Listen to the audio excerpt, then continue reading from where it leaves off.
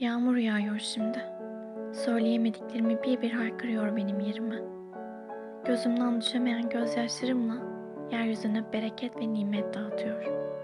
Bazı kalplere huzur, bazı kalplere korku yüklüyor. Ama en çok da benim yerime ağlıyor bu gece. Hıçkıra hıçkıra sesini duyuruyor. Gözlerimi kapatıyorum. Yavrunun arkasında bıraktığı toprak kokusuyla huzur buluyorum adeta. Solmak üzere olan kalbime derman oluyor. Şimdi sen de çık balkona. Aç kollarını sonuna kadar. Sırılsıklam olana kadar içindeki her şeyi kus ona, temizlenene kadar ıslan. Yağmurdan sonra mutlaka güneş açar, unutma.